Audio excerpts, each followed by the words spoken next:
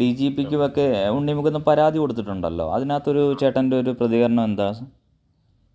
പ്രത്യേകിച്ച് പ്രതികരണമൊന്നുമില്ല. ഞാൻ എൻ്റെ കേസുമായിട്ട് മുന്നോട്ട് പോകുന്നു. അത് നല്ല നടപടി, അന്വേഷണം കറക്റ്റായിട്ട് പോകുന്നുണ്ട്, ശരിയായ ദിശയിൽ പോകുന്നുണ്ട്. ഞാനും കൊടുത്ത പരാതിക്ക് അടിസ്ഥാനമായിട്ടുള്ള എല്ലാ തെളിവുകളും പോലീസ് ശേഖരിച്ചിട്ടുണ്ട്. അവരതനുസരിച്ചുള്ള റിപ്പോർട്ട് കോടതിയിൽ സബ്മിറ്റ് ചെയ്യും.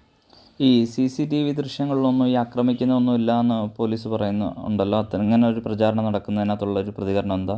ആ വ്യാജ പ്രചാരണം ഓൾറെഡി ഞാൻ ഇന്നലെ ഓൾറെഡി പോലീസുകാർ തന്നെ പറഞ്ഞിട്ടുണ്ട്. അത് മിനിങ്ങാന്ന് 2 ദിവസം മുന്നേ 24 ന്യൂസ് എന്ന് പറഞ്ഞ ഒരു ചാനലിൽ മാത്രം വന്നൊരു വ്യാജ പ്രചരണമാണ്, ഒരു വ്യാജ വാർത്തയാണ്. 2 മണിക്ക്, അത് ഞാൻ ഓൾറെഡി ഇന്നലെ എക്സ്പ്ലെയിൻ ചെയ്തു. മിനിങ്ങാന്ന് 2 മണിക്കാണ് ഇവർ പോസ്റ്റ് ഇടുന്നത്. അത് അന്നേ ദിവസം വൈകുന്നേരം 6 മണിക്കാണ് ഞാൻ ഉൾപ്പെട്ട് അല്ലെങ്കിൽ ആ പോലീസ് ഓഫീസറും ഇവരെല്ലാം CCTV ചെക്ക് ചെയ്യുമ്പോൾ ഞാനും ഉണ്ട്. 6 മണിക്കാണ് അത് CCTV ചെക്ക് ചെയ്യുന്നത്. പക്ഷെ 2 മണിക്ക് തന്നെ അവരൊരു വ്യാജ വാർത്ത കിട്ടും. അതിനുശേഷം ഒരു പെയ്ഡ് പ്രൊപ്പഗൻഡയാണെന്ന് ഞാൻ കരുതുന്നു. കാരണം വെച്ചാൽ അതിനുശേഷം ഭയങ്കര സൈബർ അറ്റാക്കാണ്. സത്യം അതല്ല. കാരണം വൈകുന്നേരം 6 മണിക്ക് ഞാനും ഓഫീസേഴ്സും പോലീസ് ഓഫീസേഴ്സും ഇരുന്നിട്ട് CCTV ഞങ്ങൾ വൈകുന്നേരം 6 മണിക്ക് കണ്ടല്ലോ. അവരതിന്റെ എല്ലാം എടുത്തിട്ട് പോവുകയും ചെയ്തിട്ടുണ്ട്. അതിനുശേഷം ഇപ്പൊ ഇന്നലെ ഓൾറെഡി ഓഫീസർ തന്നെ ഒരു വോയിസ് ഞാൻ കണ്ടു. ഏതോ മാധ്യമത്തോട് അവർ പറഞ്ഞിട്ടുണ്ട്. അവർക്ക് വേണ്ട എല്ലാ വിഷ്വൽസും അവർക്ക് കിട്ടിയിട്ടുണ്ട്. ഞാൻ കൊടുത്ത പരാതി വ്യാജമാണെന്നുള്ളത് അവർ തള്ളിയിട്ടുണ്ട്. എല്ലാം കേസിന് പരാതി നിലനിൽക്കുന്നു എല്ലാം പറയുന്നുണ്ട്. CCTV വിഷ്വൽസ് ഉണ്ടെന്നോ എല്ലാം പോലീസുകാർ തന്നെ പറഞ്ഞിട്ടുണ്ട്. അപ്പൊ ഈ വ്യാജ വാർത്ത കൊടുക്കുമ്പോൾ എനിക്കുണ്ടാകുന്ന സൈബർ അറ്റാക്ക്, എനിക്കും കുടുംബത്തിനുണ്ടാകുന്ന സൈബർ അറ്റാക്ക് നിങ്ങൾ ആലോചിച്ചു. അത് ഒരു കാണുന്നേക്കാളും മുന്നേ അങ്ങ് വ്യാജ വാർത്ത കൊടുത്തു. ഈ പരാതി അത് ക്ലിയർ ചെയ്തിട്ടുണ്ട് പോലീസ്. അതെ, ഈ പരാതി കൊടുത്തതായിട്ട് ബന്ധപ്പെട്ട് എന്തെങ്കിലും ഭീഷണി അങ്ങനെ എന്തെങ്കിലുമൊക്കെ വരുന്നുണ്ടോ?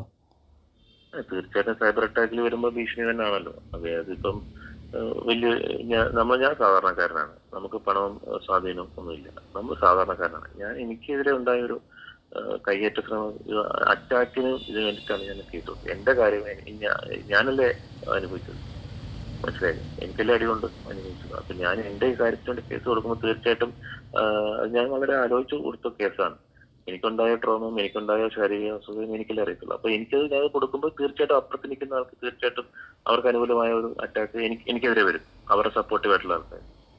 അതിന് എനിക്കൊന്നും പറയാനില്ല. സത്യം ചെയ്യിക്കും. ജസ്റ്റിസ് എനിക്കൊപ്പമായിരിക്കും. കാരണം ഞാൻ നിയമവ്യവസ്ഥയിൽ വിശ്വസിക്കുന്നു. ഈ സിനിമാ സംഘടനകളുടെ ഒരു റിപ്ലൈ എങ്ങനെയാ? ഇപ്പം പരാതി കൊടുത്തിട്ടുണ്ടല്ലോ, അവരുടെ ഭാഗത്ത് ഒരു സമീപനം?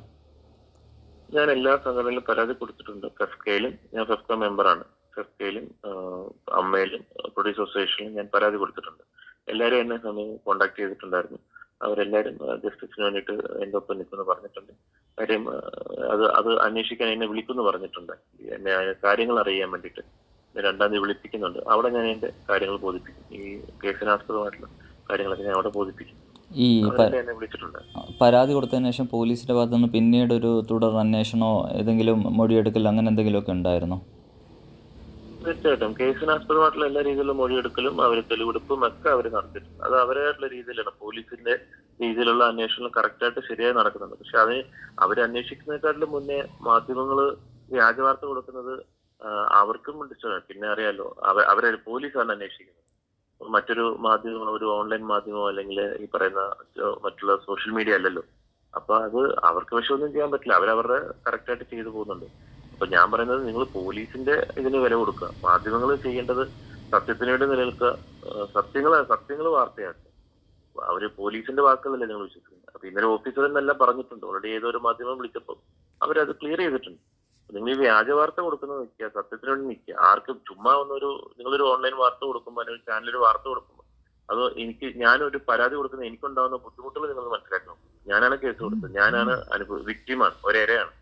അപ്പൊ ആ എരയുടെ കൂടെ നിൽക്കുക എന്നുള്ളതാണ് നിങ്ങൾ ചെയ്യേണ്ടത്. സത്യത്തിന് കൂടെ നിൽക്കുക.